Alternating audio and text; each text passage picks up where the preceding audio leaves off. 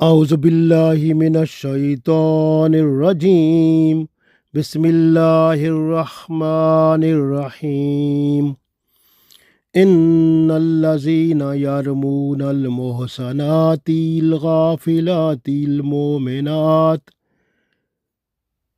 لعنوا في الدنيا والآخرة ولهم عذاب عظيم. Dear friends, Assalamu alaikum wa rahmatullahi wa barakatuhu. I recited Surah Noor Ayat number 23. In this ayat, Allah tells us that slandering is the biggest sinful act. When a person is just to blame other person, so other person mean like a woman, like when a person is just to blame a woman with sexual intercourse with someone, so that is not true, but this person is trying to blame the woman, and even the woman, she is not to know about that. So she has not done this type of evil practice, and she about that she does not know, but this person is blaming to that. So this type of person who blame an innocent woman with sexual intercourse with someone, so this person is under curse of Allah in this world and the world hereafter, and will have to face the biggest, the greatest torment at the day of judgment. So this will be there. So this is not a simple thing, it is a biggest sinful act. We read this ayat, we will understand more better, inshallah. So Allah said, Innal Zina, indeed those people, Yarmoon al Mohsanati, Yarmoon, who blame, who accuse. The Mohsanat mean the women who are innocent, who are pious, who are nice women. Ghafilat mean they does not know that the blame is coming to them. They have not done this type of evil practice. They are ghafil mean, so they were not to know about that, but the other person is imposing on them. So Allah said, Innal lazina, indeed those people, yarmuna, who accuse, muhsanat, the modest woman, ghafilat, who are unaware, mu'minat, who are believers, lo'inu, so they are under curse of Allah.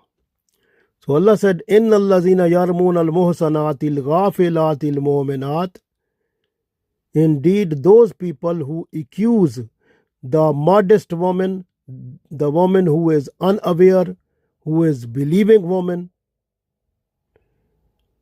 so they impose on that the slandering, accusing, lo'inu. Allah said, lo'inu, these are under curse, fid dunya, in this world, wal akhirah, and hereafter. Walahum, and for them, azabun azim, the greatest punishment. So Allah said, Innal lazina yarmoon al muhsanati al ghafilati al mu'minati lo'inu fid dunya wal akhirah walahum azabun azim. Indeed those people who accuse, who blame the modest woman, the unaware woman, and the believing woman, so those people, they are under cursed in this world and hereafter, and for them there is the greatest punishment.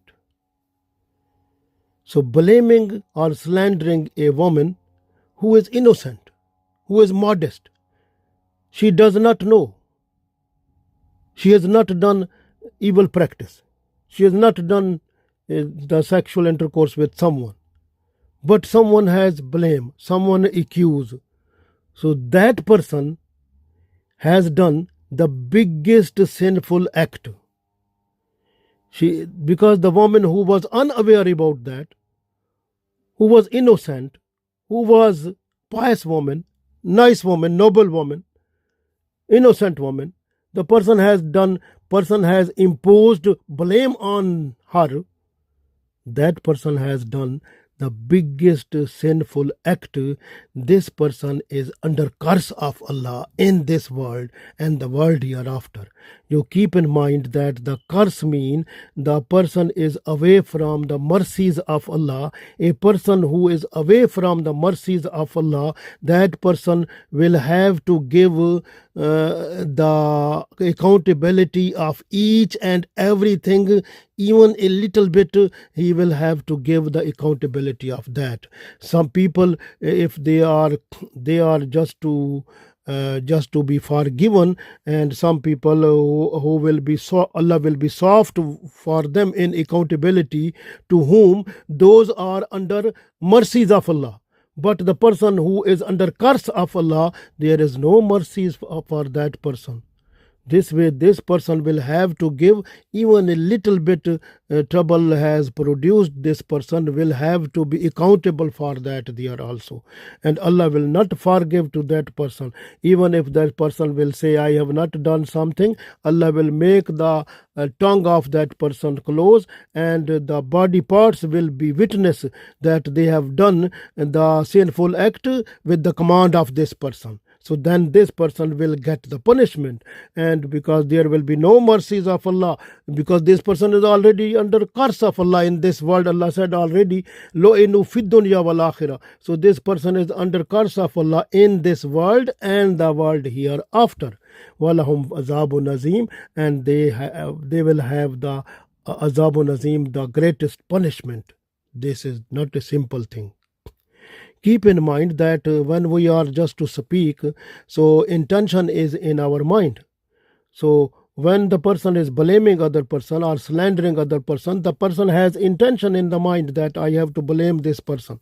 So this way, in the mind or the heart of the person is already dirty because of that blame or that slandering or that type of sinful act. This way, the heart and the tongue, they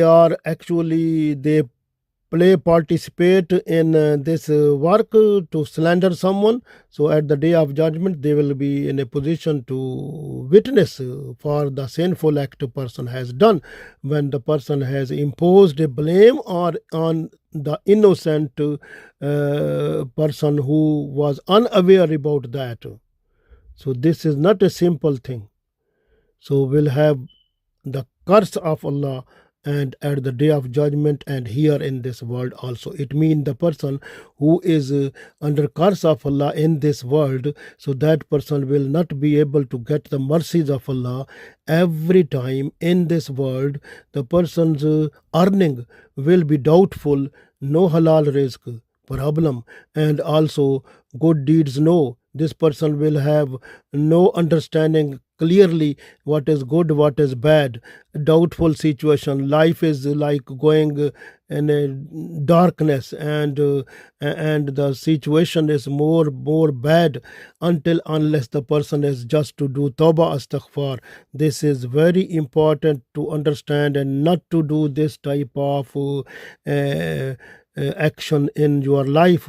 Otherwise you will be under curse of Allah. It means in this world you will not get any good position, and you will not be on track of Sirat Mustaqim. You will be tilted then. And the other thing is, like, you will go at the day of judgment where there will be no any intercession from Holy Prophet Sallallahu Alaihi Wasallam, no intercession from any good person. So you will have to get the consequences of your slandering or your this type of sinful act to impose other person under your blame or accusation. So you will get the reward of that in terms of the greatest punishment, azabun azim. So this is not a small thing. So be careful in this world. And Rasulullah Sallallahu Alaihi Wasallam said in one hadith that you have to save yourself from 7 type of biggest sinful act.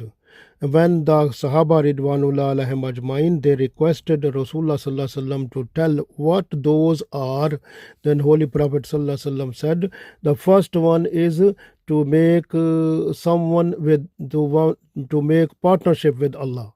So this is the first sinful act.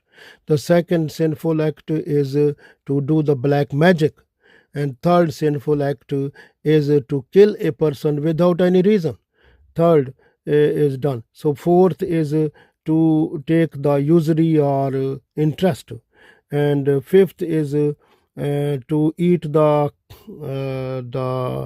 wealth and the belonging of the orphan person, and sixth is to fly or to run away from the battlefield of jihad, and the seventh is to blame or accuse an